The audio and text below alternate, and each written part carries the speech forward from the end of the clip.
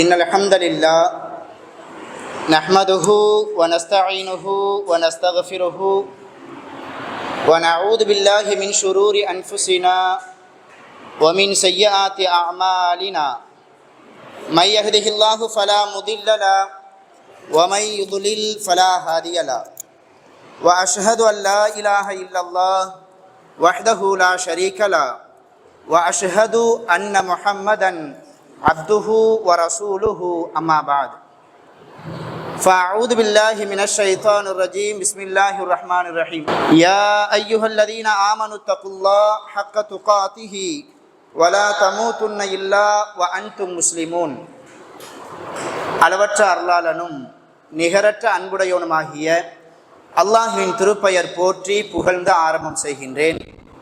அந்த ஏக இறைவனின் சாந்தியும் சமாதானமும் இறுதி தூதர் முஹம்மது ரசூலுல்லாஹ் ஸல்லல்லாஹு அலைஹி வஸல்லம் அன்னவர்களின் மீதும் அன்னவர்கள் குடும்பத்தார்கள், தோழர்கள், தாபிஈன்கள், தபஉ தாபிஈன்கள், சத்தியத்தையும் ஏகத்துவத்தையும் நமக்கு எடுத்து சொன்ன இமாம்கள், குறிப்பாக சத்தியத்தை அறிந்து அதன் அடிப்படையில் நமது வாழ்க்கையை அமைத்துக் கொள்ள வேண்டும் என்கிற உயர்ந்த எண்ணத்தோடு அல்லாஹ்வின் இறை இல்லத்தில் சுன்னத்தான இரவு தொழுகைகளை தொழுது முடித்துவிட்டு அவனுடைய மார்க்கத்தை கேட்டறிவதற்காக இங்கு குழுமிருக்கும் நம்மவர்கள் அனைவர்களின் மீதும் வந்து சேரட்டுமாக என்று பிரார்த்தித்தவனாக ரமலான் மாதத்தினுடைய தொடர் உரையை இன்றைக்கு நான் ஆரம்பம் செய்கின்றேன். இந்த தொடர் உரையினுடைய தலைப்பு சஹாபாக்கள் வாழ்வு தரும் படிப்பினைகள். பொதுவாகவே குர்ஆனை படிக்கக்கூடியவங்களுக்கு தெரியும், குர்ஆனை அரபியில மட்டும் படிப்பவர்களுக்கு இது மிக குறைவாக தெரியும். குர்ஆனை தன்னுடைய தாய் மொழியில் உருதுவிலையோ அல்லது தமிழிலேயோ தர்ஜுமாவோடு படிப்பவர்களுக்கு நான் சொல்லக்கூடிய இந்த செய்தி மிக இலகுவாக புரியும். அல்லாஹ் ரப்பல் ஆலமீன் தனது திருமறையில தன்னுடைய ஆற்றலை பற்றி, தன்னுடைய வல்லமையை பற்றி, இதர விஷயங்களை பற்றி ஒரு பகுதியில பேசுவான். அதுபோல குர்ஆன்ல இன்னொரு பகுதியில சட்டதிட்டங்கள், ஒழுக்கம் தொடர்பான, அதபு அஹ்லாக் தொடர்பான விஷயங்களை ஒரு பகுதியில சொல்லுவான். அதுபோல வரலாறுக்கென்றே குர்ஆன்ல ஒரு பகுதி அல்லாஹ் ஒதுக்கி வச்சிருக்கிறான். சூரா யூசுப், ரொம்ப எக்கோ அடிக்குதுங்க, கேட்கறது ரொம்ப இரிட்டேட் ஆயிரும். சூரா யூசுப் குர்ஆன்ல ஒரு அத்தியாயம் இருக்குது. யாருக்கெல்லாம் தெரியும்? குர்ஆன்ல ஒரு யூசுப் அப்படின்னு அந்த அத்தியாயத்தை துவங்கக்கூடிய அந்த வசனம் எத்தனை பேருக்கு மனப்பாடமா தெரியும்? ரொம்ப குறைவான மக்களுக்கு தான் தெரியும். அதை ஆரம்பிக்கும் போதே அல்லாஹ் அழகா சொல்லுவான், அஹ்ஸனல் கஸஸ். யூசுப் நபியினுடைய வரலாற்றை, யூசுப்னு சொல்லிட்டு தனியான ஒரு அத்தியாயமே இருக்குது. அதுல யூசுப் நபியினுடைய தந்தையில இருந்து ஆரம்பிச்சு யூசுப் நபி பிறக்கிறாங்க. அவங்களுக்கு எத்தனை சகோதரர்கள், அந்த சகோதரர்கள் யூசுப் நபியின் மீது எவ்வளவு பாசம் கொண்டிருந்தாங்க, எவ்வளவு அக்கறை கொண்டிருந்தாங்க, என்ன மாதிரி சதிகள் எல்லாம் அவர்களுக்கு பின்னப்பட்டுச்சு, சின்ன வயசுல அவங்க எங்க தொலைஞ்சு போனாங்க, தொலைந்து போன இடத்திலிருந்து அல்லாஹ் எப்படி பாதுகாத்தான், மறுபடியும் மிகப்பெரிய ஒரு சாம்ராஜ்யத்திற்கு ராஜாவாக மாறினார். சிறு வயசுல இருந்து ஆரம்பிச்சு அவங்க மௌத்து வரையிலும் அந்த சம்பவத்தை சொல்லுவோம் ஒரு சூறால ஃபுல்லா. இது போக குர்ஆன்ல அங்கன்னு பார்த்தோம் அப்படின்னா இப்ராஹிம் நபியினுடைய வரலாறு, இஸ்மாயில் அலைஹிஸ்ஸலாத்து வஸ்ஸலாம் அவர்களுடைய வரலாறு, நல்லவர்களுடைய வரலாறு மாத்திரமல்ல, இங்க கொஞ்சம் அப்படி தீய குடிச்சுக்கிட்டே இங்க கவனிங்க, நல்லவர்களுடைய வரலாறு மட்டுமல்ல, ஷைத்தானை பத்தி, இப்லீஸை பத்தியும் அல்லாஹ் சொல்றான். இப்லீஸை பத்தி சொல்லக்கூடிய வசனங்கள் குர்ஆன்ல கொஞ்சம் இருக்குது. ஃபிரௌனை பற்றி சொல்லக்கூடிய வசனங்களும் உண்டு, காரூனை பற்றி சொல்லக்கூடிய வசனங்களும் உண்டு. அல்லாஹ்வின் தூதர் ஸல்லல்லாஹு அலைஹி வஸல்லம் அவர்களுடைய பெரிய தந்தை அபூ லஹப், அவரை பற்றியும் குர்ஆன்ல ஒரு சிறிய ஒரு அத்தியாயத்துல சொல்லப்படும். நான் என்ன சொல்ல வரேன்னா, குர்ஆன்ல அல்லாஹ் வரலாறுக்கென்று ஒரு பகுதியை ஒதுக்கி வச்சிருக்கிறான். ஏன் சொல்றான் பாருங்க, லகத் கான ஃபீ கஸஸிஹிம் இப்ரத்தல் லிஉலில் அல்பாப். அவர்களின் வரலாற்றில் யார்? இந்த வசனத்தை நம்ம படிக்கிறோம் அப்படின்னா நமக்கு முன் சென்றோர்களின் வரலாறு, நல்லவர்களாக இருக்கலாம், தீயவர்களாக இருக்கலாம், காஃபிர்களாக இருக்கலாம், யஹூதியா இருக்கலாம், நசரானியாக இருக்கலாம். அல்லாஹ் பொதுவா சொல்றான், அவர்களின் வரலாற்றில் அறிவுடையவர்களுக்கு படிப்பினை உண்டு. பொதுவாகவே நம்ம வரலாறு படிக்கும் பொழுது நமக்குள்ள ஒரு உள்ளத்துல ஒரு மாற்றம் வரும். பலவீனப்பட்டிருக்கும் பொழுது சிலருடைய வரலாறுகளை படிக்கும் பொழுது பலவீனப்பட்ட நமது உள்ளம் பலம் பெறும். ஆமா, ரசூல் ஸல்லல்லாஹு அலைஹி வஸல்லம் வரலாறுகளை நம்ம படிச்சோம் அப்படின்னா சில சமயம் அப்படி சோர்ந்து போய் உட்கார்ந்துருவாங்க. உதாரணத்துக்கு உங்களுக்கு சொல்லுவேன், அல்லாஹ்வின் தூதர் ஸல்லல்லாஹு அலைஹி வஸல்லம் அவங்க அந்த குறைஷி மக்களுக்கு சத்தியத்தை எடுத்து சொல்றாங்க. அந்த குறைஷி மக்கள் ரசூலுல்லாஹை பார்த்து ஒரு விஷயத்தை முன்வைக்கிறாங்க. முஹம்மதே, 40 வருஷ காலம் முஹம்மது பின் அப்துல்லாவா இருந்தீங்க. நாங்க உங்ககிட்ட எந்த ஒரு குறையும் காணல. நீங்க பொய் சொல்றது இல்லை, புறம் பேசுறது இல்லை, யாருடைய சொத்தையும் அபகரிக்கிறது இல்லை, மது குடிக்கிறது இல்லை, கற்பொழுக்கமற்ற எந்த செயலையும் நீங்க செய்யறது கிடையாது. ஆனா இப்ப நீங்க என்ன சொல்றீங்கன்னா அல்லாஹு வாஹித் அப்படின்றீங்க, அல்லாஹு ரப்புன்னு சொல்றீங்க, அதோட சேர்த்து முஹம்மதுன் ரசூலுல்லாஹ் அப்படின்னு நீங்க சொல்றீங்க. இதை நாங்க எப்படி ஏத்துக்கிறது? நீங்க என்ன செய்யுங்கன்னா அப்பப்ப எங்க கிட்ட வந்து இறை செய்தி வருது, இறைவன் இப்படி சொல்றான், இறை செய்தி வருது, நீங்க இப்படித்தான் நடக்கணும், இறை செய்தி எனக்கு வருது, இதெல்லாம் நீங்க செய்யக்கூடாது, திடீர்னு வந்து அப்படி சொல்றீங்க, நாங்க எப்படி ஏத்துக்கிறது? அதனால நாங்க என்ன சொல்றோம்னா, நாங்க உங்களையே பார்த்துக்கிட்டே இருப்போம், நீங்க என்ன செய்யணும்னா அப்படியே வானத்துல போகணும். இது கதை இல்லை, குர்ஆன்ல அல்லாஹ் சொல்றான். ரசூல் ஸல்லல்லாஹு அலைஹி வஸல்லம் சத்தியத்தை சொல்றாங்க. அந்த சத்தியத்தை ஏற்க மறுத்த அந்த மக்கள் என்ன சொல்றாங்கன்னா, முஹம்மதே, நீங்க சொல்றதெல்லாம் ஒரு பக்கம் இருக்கட்டும், நீங்க முதல்ல இறை தூதர் தான் அப்படின்றத நாங்க நம்பணும். அப்படின்னா எங்களுடைய கண்களுக்கு முன்னாடி நீங்க ஒரு அற்புதத்தை செய்யணும். அல்லாஹ் குர்ஆன்ல சொல்றேன். என்ன அற்புதம்னா, நாங்க பார்த்துக்கிட்டே இருக்கும் பொழுது நீங்க அப்படியே வானத்துக்கு மேல அப்படியே போகணும், அப்படியே மேல போகணும். மேல போயிட்டு வரும் பொழுது ஒரு வேத புத்தகத்தோட வரணும், அப்போ நாங்க நம்புவோம். இப்ப நீங்க என்ன சொல்றீங்க, திடீர்னு வந்து இறை செய்தி வருதுன்னு சொல்றீங்க. அந்த இது வேண்டாம் எங்களுக்கு. நாங்க பார்த்துக்கிட்டே இருக்கும் பொழுது வானத்துக்கு நீங்க போகணும், திரும்பி நாங்க பார்த்துக்கிட்டே இருக்கும் பொழுது ஒரு வேத புத்தகத்தை அப்படியே நீங்க கொண்டு வரணும் கையில. இதை கேட்ட உடனே ரசூலுல்லாஹ்க்கு ரொம்ப மனசு உடைஞ்சு போச்சு. ஒரு ஓரமா போய் உட்கார்ந்துடுறாங்க. அல்லாஹ் ரப்புல் ஆலமீன் உடைந்து போன ரசூலுல்லாஹி ஸல்லல்லாஹு அலைஹி வஸல்லம் அவங்களுக்கு ஒரு ஆறுதலா ஒரு செய்தியை சொல்றாங்க. என்ன செய்தி? முன்னாடி உள்ள ஒரு வரலாறுல இருந்து ஒரு சம்பவத்தை சொல்றேன். நபியே, ஏன் மனசு உடைஞ்சு போய் உட்கார்ந்து இருக்கிறீங்க? ரசூலுல்லாஹ் சொன்னாங்க, என்னுடைய சமுதாய மக்கள் என்கிட்ட இப்படியெல்லாம் கேள்வி கேட்கிறாங்க. நான் சத்தியத்தை சொன்னா, நான் இறை தூதர் அப்படின்னு சொன்னா ஏற்க மறுத்து என்கிட்ட என்ன சொல்றாங்கன்னா, அவங்க பார்த்துக்கிட்டே இருக்கும் போது மேலே போகணுமா, வரும் பொழுது நான் வேத புத்தகத்தை கொண்டு வரணுமா, இப்படியெல்லாம் சொல்றாங்களே, இதை நினைச்சு பார்த்து தான் ரொம்ப வருத்தப்பட்டு உட்கார்ந்துருக்கிறேன் அப்படின்னு ரசூலுல்லாஹ் சொன்னாங்க. அல்லாஹ் ஆறுதலா ஒரு சம்பவத்தை சொல்றான். நான் இதை எதுக்கு சொல்ல வரேன்னா, துவண்டு போய் பலவீனப்பட்டு சில சமயங்கள்ல நம்ம உட்காரும் பொழுது சிலருடைய வரலாறு நமக்கு உத்வேகத்தை தரும், ஒரு ஆர்வத்தை தரும், பலவீனப்பட்ட நமது உள்ளம் பலம் பெறும் அந்த வரலாறுகளை படிக்கும் பொழுது. அந்த மாதிரிதான் அல்லாஹ் ரப்புல் ஆலமீன் ரசூலுல்லாஹ்வுக்கு ஒரு வரலாறு சொல்றாங்க. என்ன முஹம்மது, நீங்க இவங்க கேட்ட கேள்விக்கெல்லாம் போய் உடஞ்சு போய் உட்காரலாமா? உங்களுக்கு முன்னாடி மூசான்னு சொல்லிட்டு ஒருத்தவர் இருந்தார். அந்த சமுதாய மக்கள், படுவாவி மக்கள், மூசாவை சும்மாவா விட்டாங்க? உங்ககிட்டயாவது நீங்க வானத்துக்கு மேல அப்படியே போகணும், வரும்போது புத்தகத்தை கொண்டு வரணும்னு சொன்னாங்க உங்க சமுதாய மக்கள். ஆனா அந்த மூசா நபியினுடைய சமுதாய மக்கள் என்ன சொன்னாங்க தெரியுமா? நரல்லாஹ ஜஹரா, நாங்க பார்த்துக்கிட்டே இருக்கும் பொழுது அல்லாஹ்வை கொண்டு வந்து என்கிட்ட காட்டணும் அப்படின்னாங்க. ரசூலுல்லாஹ் பார்த்தாங்க, இப்படி எல்லாம இருந்திருக்கிறாங்க, பரவாயில்ல, நம்ம மக்கள் பரவாயில்லப்பா, உடனே ஒரு உத்வேகம். நமக்கு முன்னாடி உள்ளவங்க எல்லாம் ரொம்ப பயங்கரமா இருந்திருக்கிறாங்க, நம்ம மக்கள் பரவாயில்லை, இந்த மக்களுக்கு நம்ம எடுத்து சொல்லுவோம். மறுபடியும் ஒரு உத்வேகம் வந்து, ஒரு ஆர்வம் வந்து மக்களுக்கு சொல்ல ஆரம்பிக்கிறாங்க. இதுதான். அதனாலதான் அல்லாஹ் ரப்பல் ஆலமீன் திருக்குர்ஆன்ல வரலாறுக்குன்னு சொல்லிட்டே சில பகுதிகளை வச்சிருக்க. அந்த வரலாறுகளை படிக்கணும். வரலாறு என்பது வெறுமனை படிச்சு ஆஹா ஓஹோ சூப்பர் மெச்சு கொட்டுறதுக்கு கிடையாது.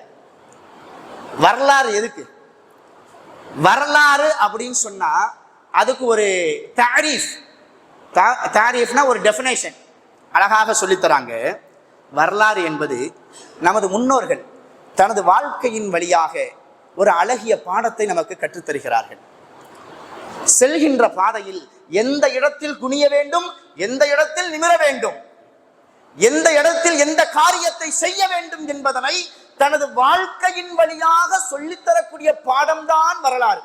உண்மையா இல்லையா? அப்படிதானாங்க. ஆனா இன்னைக்கு வரலாறு நம்ம எப்படி படிக்கிறோம்? கொஞ்சம் சுவாரஸ்யமா, கொஞ்சம் நகைச்சுவையா, அந்த மாதிரி இருந்தால் தான் நம்ம படிக்கிறோம். வாட்ஸ்அப்பில் கூட நிறைய செய்திகள்லாம் வரதான செய்தி. அனஸ் பின் மாலிக் ரலியல்லாஹு அறிவிக்கிறார்கள் அப்படின்னு சொன்னாவே ஒரு ஸ்க்ரோல், அவ்வளோதான். வாட்ஸ்அப்பில் கூட, ஃபேஸ்புக்கில் கூட அல்லாஹ்வின் தூதர் ஸல்லல்லாஹு ஒரு ஸ்க்ரோல் தள்ளி விட்டுருவோம். அதெல்லாம் படிக்கிறதுக்கு நமக்கு நேரம் இல்லை. நம்ம எதை படிப்போம்? கொஞ்சம் நகைச்சுவையாக இருக்கணும், பார்த்து சிரிக்கணும், 4 பேர் அதை நம்ம 4 பேருக்கு ஃபார்வேர்டு பண்ணால் எங்கேருந்து இதை ரொம்ப அருமையாக இருக்குது, நம்ம கொஞ்சம் அனுப்பி அப்படின்னு சொல்கிற மாதிரி உள்ள விஷயங்களை மட்டும்தான் நம்ம பார்ப்போம், படிப்போம். ஆனால் வரலாறு என்பது உச்சி கொட்டுவதற்கு மட்டுமல்ல, ஆகா ஓஹோ என்று ரசிப்பதற்கு மட்டுமல்ல, அதில் இருக்கக்கூடிய பாடங்களையும் படிப்பினைகளையும் நமது உள்ளத்தில் எடுத்து நடக்க வேண்டும் என்பதாக திருமறை நமக்கு சொல்லி காட்டுகிறது. அந்த வரிசையில் அல்லாஹ் ரப்புல் ஆலமீன் திருக்குர்ஆன்ல நபித்தோழர்களுக்கென்றே சில சிறப்புகளை சொல்றான். நபித்தோழர்கள் குர்ஆன்ல அல்லாஹ் சில வசனத்தின் மூலமாக நபித்தோழர்களை ரொம்ப சிறப்பிச்சு சொல்றான். அவங்களுடைய வரலாறுகள்ல, அவங்களுடைய வாழ்க்கையில நிறைய படிப்பினைகள் இருக்குதுன்னு சொல்றான். ஆனா இன்னைக்கு வளரக்கூடிய இளைய சமுதாயங்களுக்கெல்லாம் நபித்தோழருடைய வரலாறு ரொம்ப போர் அடிக்கக்கூடிய ஒரு விஷயமாவே இருக்குது. நிறைய நபித்தோழருடைய வரலாறு இன்னைக்கு வரைக்கும் இன்றைக்கு இருக்கக்கூடிய இளைய சமுதாயத்திற்கு சொல்லப்படாமலேயே இருக்குது. அல்லாஹ் ரப்புல் ஆலமீன் தனது திருமறையிலே சூரா அல் ஃபத்ஹ் என்கிற அத்தியாயத்தினுடைய இறுதியில சஹாபாக்களை பத்தி சொல்லித்தரான். உள்ளத்துல நல்லா ஆழமா பதிய வச்சுக்கணும். முடிஞ்சா இந்த பயானுக்கு பிறகு இந்த வசனத்தை தேடி கண்டுபிடிச்சி அரபி வாசகத்தை மனப்பாடம் பண்ணி அதில் இருக்கக்கூடிய பொருளையும் மனப்பாடம் பண்ணணும்.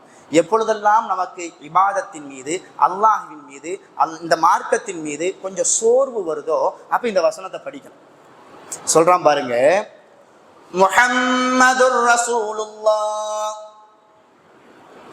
முஹம்மத் அல்லாஹ்வுடைய தூதராக இருக்கிறார்கள். வல்லதீன மஅஹு அஷித்தா, அவரோடு இருக்கக்கூடிய, யாரோடு? இந்த நபியோடு இருக்கக்கூடிய இந்த தோழர்கள் இருக்கிறார்கள் அல்லவா.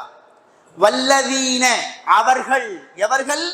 நபியோடு இருக்கக்கூடியவர்கள். அந்த தோழர்களை பற்றி அல்லாஹ் சொல்றான், வல்லதீன மஅஹு, இந்த நபியோடு இருக்கக்கூடிய அந்த தோழர்கள் எப்படிப்பட்டவர்கள் தெரியுமா?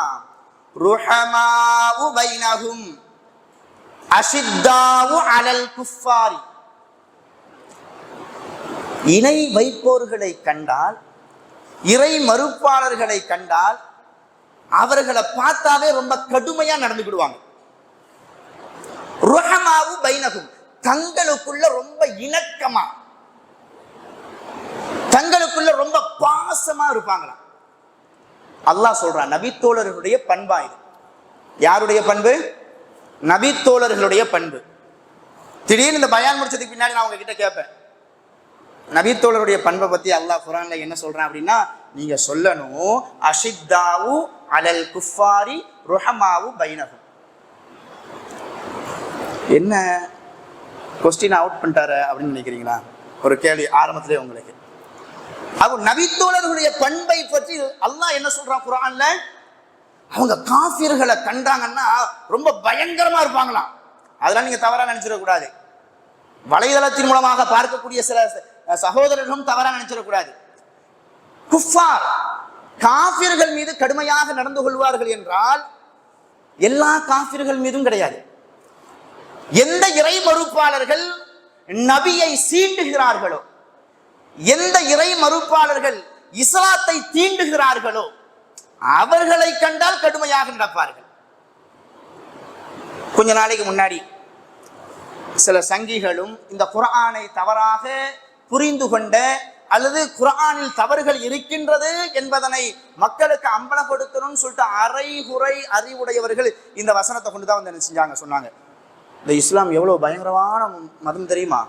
அவங்க குர்ஆன்லயே சொல்லுது, அஷித்தாவு அலல் குஃபார், குஃபார்கள் மீது ரொம்ப கடுமையா நடக்கணுமா. குஃபார்னா காஃபிர்கள், சிலை வணங்கக்கூடியவர்கள், யூதர்கள், கிறிஸ்தவர்கள், இந்த மாதிரி முஸ்லீம் அல்லாத எல்லாரின் மீதும் ரொம்ப கடுமையா நடந்துக்கணும்னு சொல்லிட்டு குர்ஆனே சொல்லுது அப்படின்னு இந்த வசனத்தை சொன்னாங்க. நம்ம புரிஞ்சுக்கணும், சஹாபாக்கள் இறை மறுப்பாளரின் மீது கடுமையாக நடந்து கொண்டார்கள் என்றால் எல்லா இறை மறுப்பாளரின் மீதும் கிடையாது. யார் இஸ்லாத்திற்கு தொல்லை கொடுத்தார்களோ, முஸ்லிம்களுக்கு தொல்லை கொடுத்தார்களோ அவர்களோடு கடுமையாக நடந்து கொண்டார்கள். ருஹமாவு பைனகும், தங்களுக்குள்ள ரொம்ப இணக்கமாக நடந்து கொண்டார்கள். நான் சொல்றேன், இன்றைய மக்களுக்கு இந்த பண்பு தேவையா இல்லையா? நமக்குள்ளேயே இணக்கம் இல்லாம இருக்குதே. சஹாபாக்களை குறித்து சொல்லும் பொழுது தங்களுக்குள்ள ரொம்ப ஈமான் கொண்டவர்கள், இறை நம்பிக்கையார்கள், தங்களுக்குள்ள ரொம்ப இணக்கமா இருப்பாங்களாம். அடுத்து சொல்றான் பாருங்க அல்லாஹ், தராஹும் ருக்கஅன் சுஜ்ஜதா,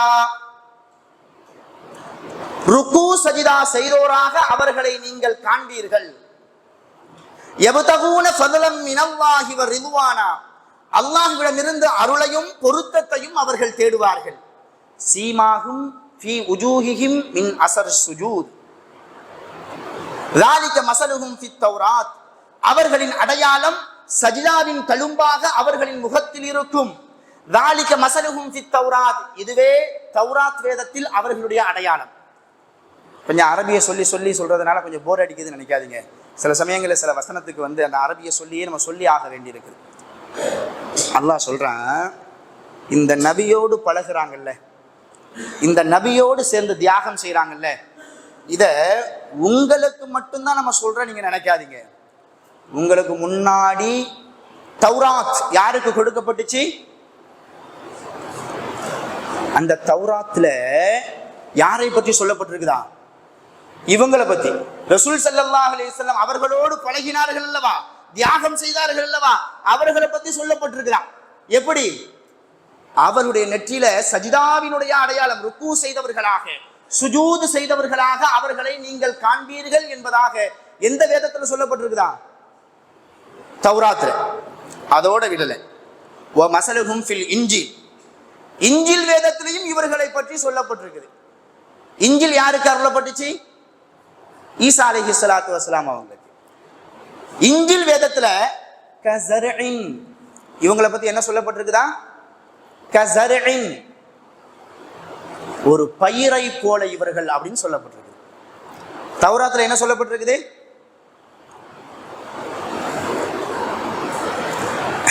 நல்ல அழகான சிம்பல் தௌராத்துல.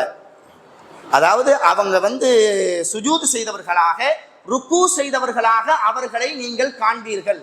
இது எதுல சொல்லப்பட்டிருக்குது? தௌராத்துல. யாரை பற்றி சொல்லப்பட்டிருக்குது? சஹாபாக்களை பற்றி. இன்ஜீல்லையும் சஹாபாக்களை பற்றி சொல்லப்பட்டிருக்குது. எப்படி சொல்லப்பட்டிருக்குது? கஸர்இன், அவர்கள் ஒரு பயிரை போல. அஹ்ரஜ ஷத்அஹு ஃபஆஸரஹு ஃபஸ்தக்லல ஃபஸ்தவா அலா சூகிஹி, அந்த பயிர் அது தனது குருத்தை வெளிப்படுத்துகிறது, பின்னர் அதை பலப்படுத்துகிறது, பின்னர் கடினமாகி அதன் தண்டின் மீது நிலையாக நிற்கிறது.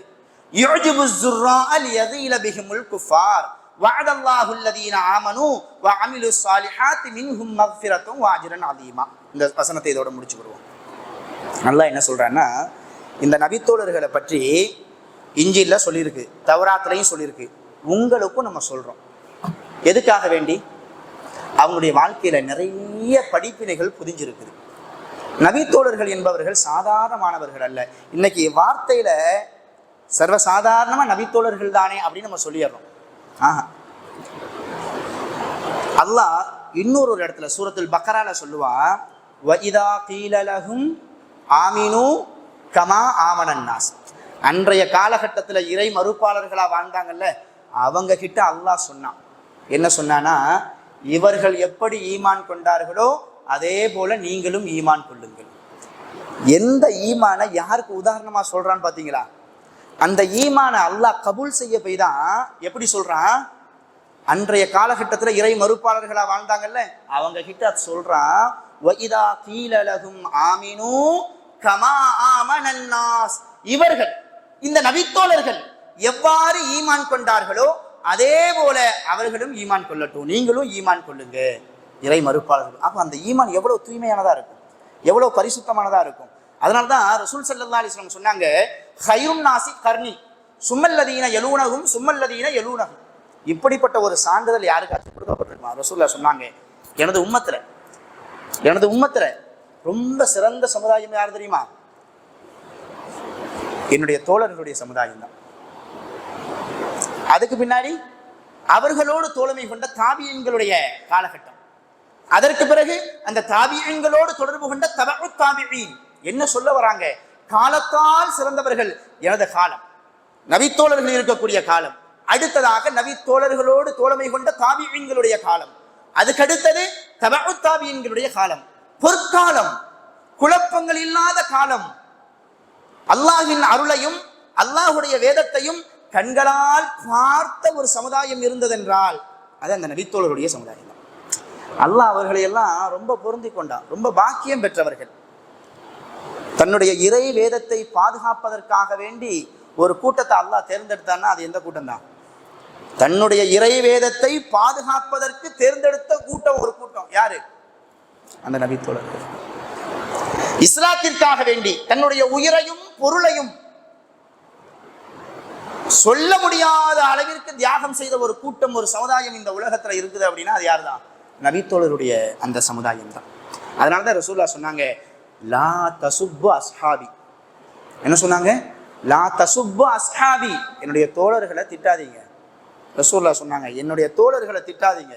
சொன்னாங்க, ஃபலவ் அன்ன அஹதக்கும் அன்ஃபக மிஸ்ல உஹதின் தஹப மா பலக முத்த அஹதிஹிம் வலா நஸீஃபஹு. சுப்ஹானல்லாஹ்.